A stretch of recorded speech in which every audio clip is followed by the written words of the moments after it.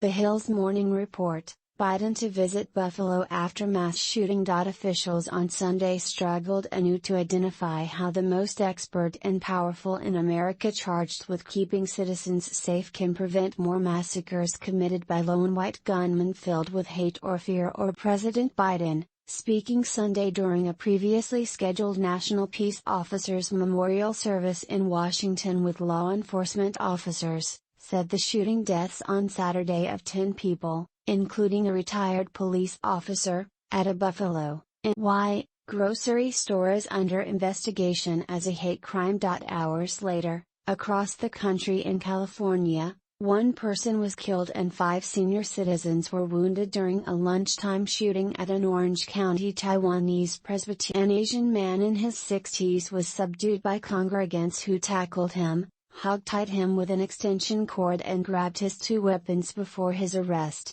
A motive was not immediately identified, but authorities said the shooter, who had sealed the doors to prevent attendees at the reception from escaping, did not reside in the area, the Associated Press and Los Angeles Times. Acknowledging the outpouring of public anger and grief following the New York State shootings, Biden condemned hate and racism in America and denounced domestic terrorism. The president plans to travel to Buffalo on Tuesday to grieve with the community. A racially motivated hate crime is abhorrent to the very fabric of this nation. Any act of domestic terrorism, including an act perpetrated in the name of a repugnant white nationalist ideology, is antithetical to everything we stand for. Hate must have no safe harbor, Biden said.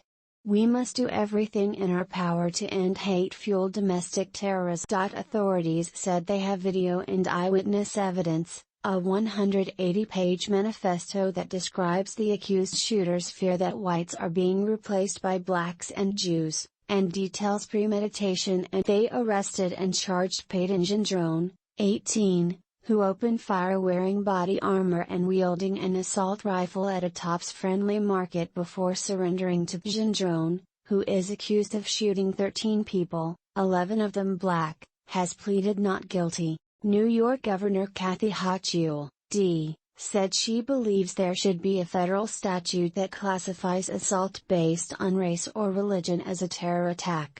Gendron can be prosecuted under both federal and state laws, and Hochul said it's unlikely the suspect will ever leave law enforcement custody. It was a straight-up racially motivated hate crime, said John Garcia, the Erie County, NY, sheriff. The murders of 10 people and injuries to 3 bystanders put a national spotlight back on mass killings in America and white gunmen who act alone, often steeped in social media and conservative warnings of replacement of white Americans by blacks, Latinos. Officials reacted with frustration on Sunday, diagnosing national problems more readily than potential solutions. They spoke of a need for sensible gun control. Buffalo Mayor Byron Brown, an independent, the prevalence of guns, Hochul, and the challenge of getting gun safety legislation through the Senate. Hochul said CEOs of social media companies should be held accountable to monitor hate speech on their platforms. Others urged relatives and those on social media to take seriously racist threats and diatribes by potentially radicalized lone wolves who could pose risks to others and to contact law enforcement, a challenging suggestion in a country that values individual rights. And FBI Director Christopher Wray has spoken publicly about law enforcement's challenges in chasing leads about homegrown suspects thought to be on the hate spectrum. Some analysts on Sunday called on politicians and elected officials to publicly work harder to denounce race-based hatred and eschew toxic rhetoric and to support national conversations about race with the goal of greater national understanding. It was a reminder of former President Clinton's One America initiative, which was mocked in some quarters at the time.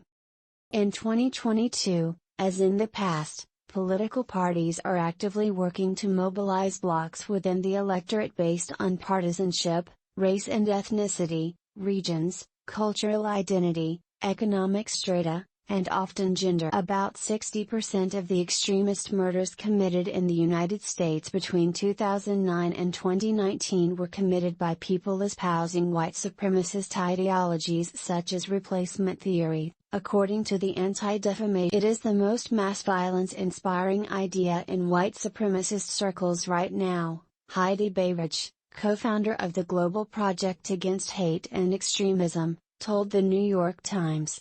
This particular idea has superseded almost everything else in white supremacist circles to become the unifying idea across borders.